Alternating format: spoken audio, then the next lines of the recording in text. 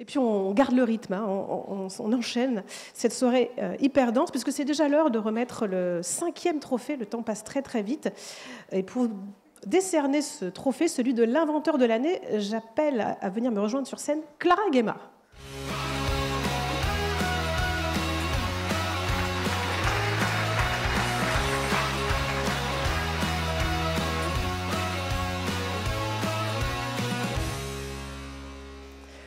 Bonsoir Clara. Bonsoir Stéphanie. Alors on est ravis de vous avoir avec nous. Vous faites partie du jury des Trophées L'Impact. Ce n'est pas votre première édition, vous avez fait les 2 précédentes. Vous avez eu la lourde tâche de choisir, de trancher. Hein. Parfois ça n'a pas été simple. Quelles sont vos impressions sur ce cru 2024 ? D'abord, moi je voudrais remercier Nicolas Bétou et l'Opinion d'organiser ce jury parce qu'il est porteur d'espoir et il nous permet de sélectionner des personnes de très grand talent, de les admirer et de pouvoir les mettre en valeur pour ce qu'ils sont en train de faire pour changer le monde et faire du bien à la planète, aux hommes, à la santé et à l'industrie. Donc merci pour ça. Et ce cru-là, comme les 2 autres fois, puisque j'ai la chance d'avoir participé, c'est mon troisième jury, a été très impressionnant, très difficile parfois à départager parce que des très belles entreprises et des solutions aussi qui sont apportées au monde et qui sont porteuses d'espoir. C'est vrai qu'il y a eu du débat. Alors vous n'êtes pas seulement membre du jury des trophées, ce qui est déjà formidable.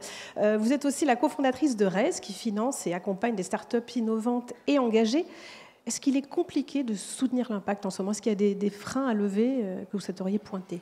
Avec Gonzague de Binière, quand on a créé Raise il y a 10 ans, on était un peu les fous, puisqu'on voulait être les pionniers de la finance engagée. On a d'ailleurs, nous, fait confiance à Thibault Lamarque et à Castaldi, on a bien fait, voilà. Mais pas seulement, et à plein d'autres. Nous, notre vision, c'était de se dire que la finance devait se repenser et qu'elle devait être entreprise à mission, que la générosité était un moteur économique. Et donc, on a eu la chance de pouvoir créer un fonds d'investissement qui a aujourd'hui à 2 milliards, qui a une fondation qui est sans doute une des fondations les plus importantes en France pour aider les entrepreneurs, puisqu'elle a 60 millions.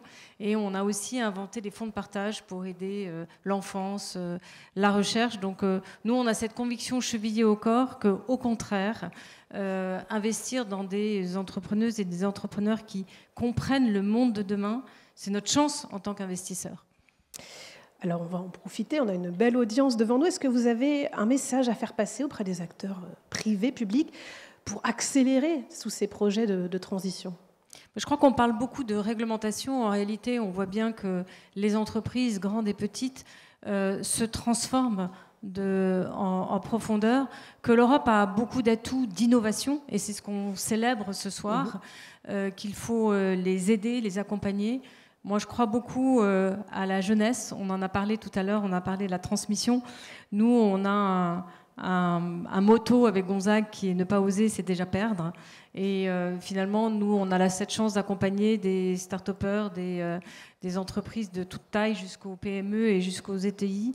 Et ce que l'on voit, c'est qu'un entrepreneur est toujours quelqu'un qui est optimiste, qui est créatif et qui, à la fois, aime le monde, aime les gens et essaye de construire un monde meilleur. Donc, moi, je trouve qu'avec Gonzague et toute notre équipe de Raise, on se sent quelquefois un peu schizophrène parce qu'on lit la presse, tout va mal, mais on rencontre des tas de gens qui essayent de changer le monde et qui le réussissent. Donc, peut-être que si, comme l'Opinion le fait, on parlait plus de ce qui va bien et qui encourage et qui donne de l'espoir, ça serait bien. Merci beaucoup Clara. On va découvrir ensemble, je me tourne, les noms des 3 personnes nommées pour ce trophée de l'inventeur de l'année. Damien Demour pour Greenhoff qui conçoit des solutions pour réduire la pollution sonore liée à l'installation et au fonctionnement des éoliennes offshore. Emmanuel Marciano et Maximilien Lévesque pour Akemia. La start-up a développé une plateforme d'intelligence artificielle générative pour soutenir la découverte de nouvelles solutions thérapeutiques. Et Karine Rossignol pour Smart Immunes, biotech spécialisée dans la thérapie cellulaire. Alors je dois dire que ça a été un des prix qui nous a posé le plus de débats parce que c'est 3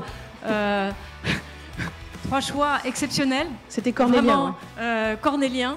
Mais c'est Emmanuel Martiano et Maximilien Lévesque avec Akemia, avec ce génie de l'intelligence artificielle et de la physique qui ont reçu la différence. Qui ont fait la différence. Bravo, bravo à eux.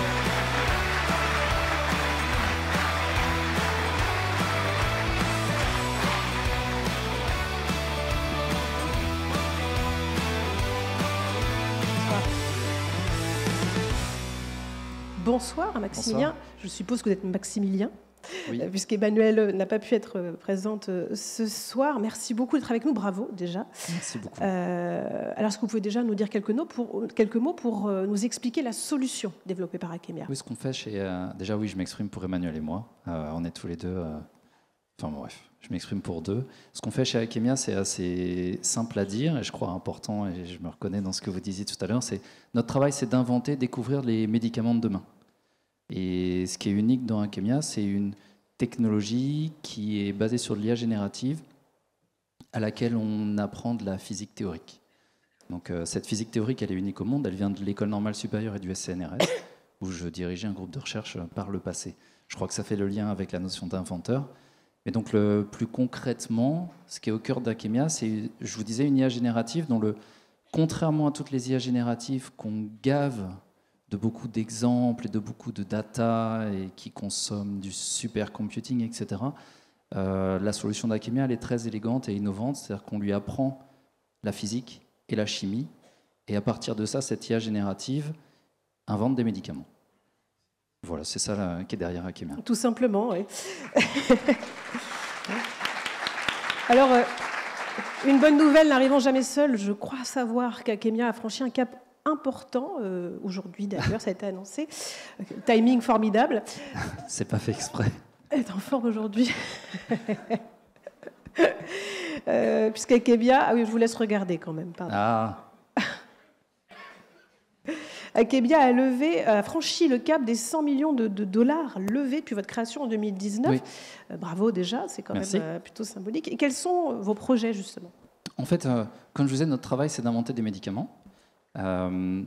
Et on ne vend pas du logiciel, on ne vend pas du service. Vraiment, notre travail, c'est en propre de décider les maladies que nous, Akemia, les 60 personnes dans le 15e arrondissement, on veut soigner.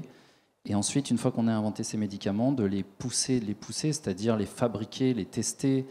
Et aujourd'hui, ces médicaments sont aux portes de ce qui s'appelle les essais cliniques, c'est-à-dire montrer, on en a parlé tout à l'heure, montrer que ces médicaments sont en vrai efficaces sur des gens.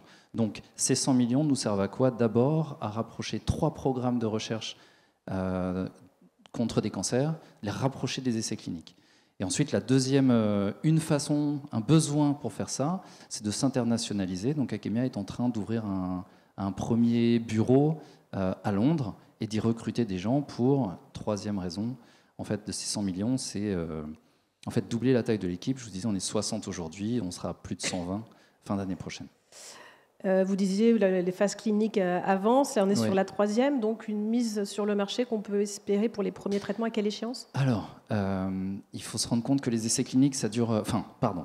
mettre entre le tout début d'un programme de recherche de médicaments et la fin des essais cliniques, c'est-à-dire enfin on peut donner le médicament à des patients, il se passe en moyenne une 15aine d'années. Oui. Akemia, on travaille sur la phase la plus amont, c'est-à-dire inventer les molécules avec cette IA générative et cette physique théorique unique au monde. Et la phase des essais cliniques est très réglementée et il faut être très humble devant la réalité de ce que c'est qu'un patient, son unicité et l'ensemble des tests qu'il faut faire pour être extrêmement rigoureux et précis. Donc concrètement, nos 3 programmes les plus avancés aujourd'hui, qui sont typiquement contre des cancers dits tête, cou, thorax ou sein, on peut espérer qu'ils seront terminer ces essais cliniques d'ici 5 ans environ.